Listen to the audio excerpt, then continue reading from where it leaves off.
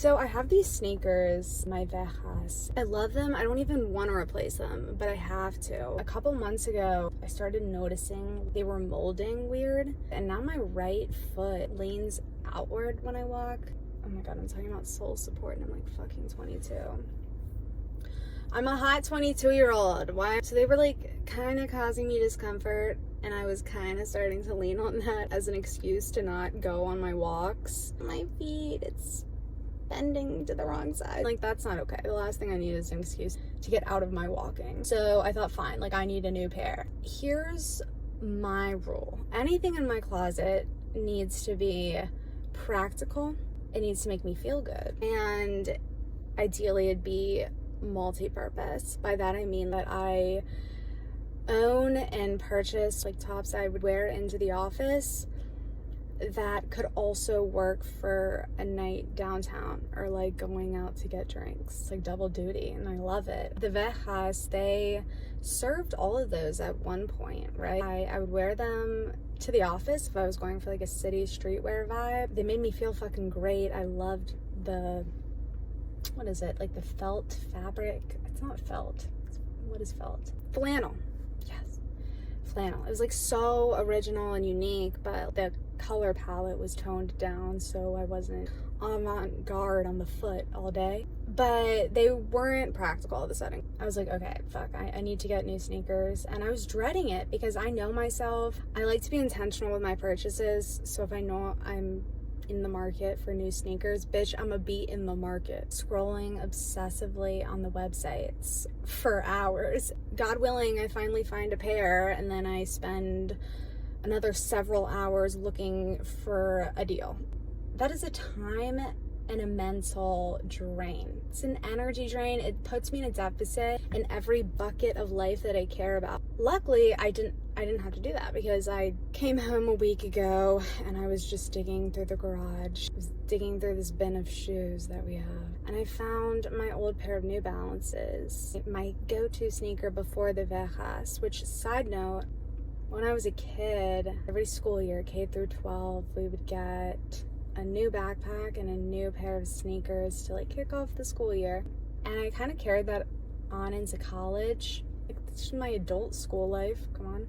So I didn't get a new backpack every year, but I did get a new pair of sneakers. Okay, no one cared about how we got from the New Balance to the Veja, but that is the story. I put on the New Balance and I was like, oh shit, okay. Like, they're also beat up. They are not new and shiny, and I don't know how long they'll last, but I don't care because they last me for now. And that means that for now, I saved myself, not gonna lie, like a shit ton of time that would have been spent on the internet. I also saved myself like 80 to 150 bucks, whatever I decided to spend on sneakers. I'm reminded of that, like every time I put those shitty ass New Balances on, I'm reminded of the restraint, and it is honestly orgasmic.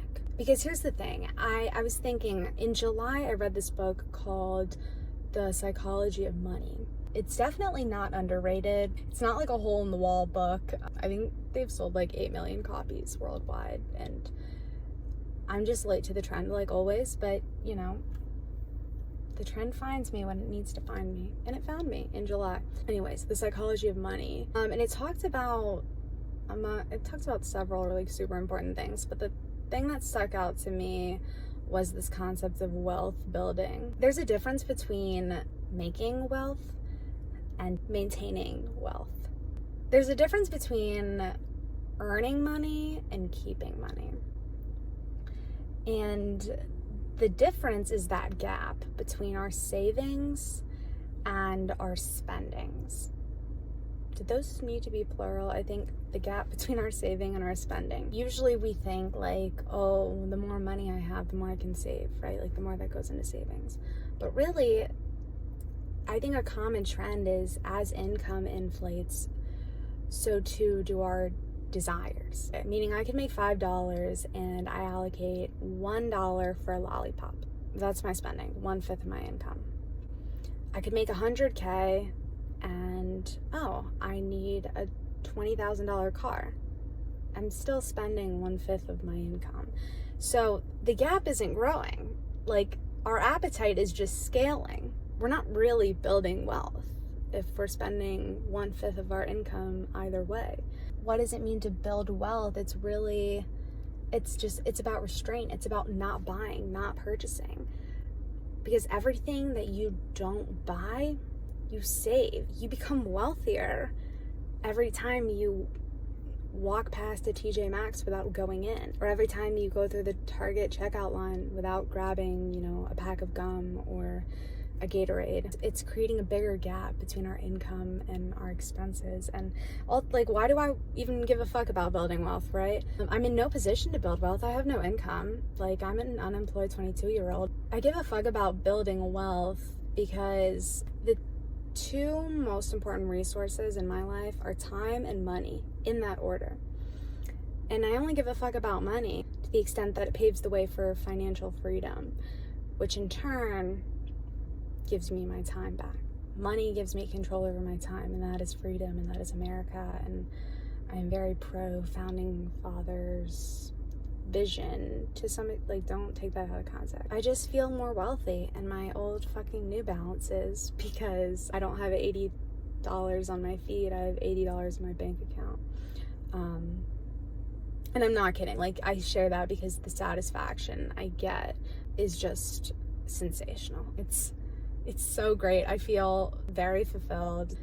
And I'm not saying that buying a new pair of shoes wouldn't bring me the same fulfillment. I started this video ranting about how much I loved my fucking Vejas for way too long, and I value the clothes in my closet. I like my things, and I don't mind spending a pretty penny on them. It's just right now I don't need to be spending a pretty penny on them. Yeah, I feel fulfilled in a different way, in a wealth building way.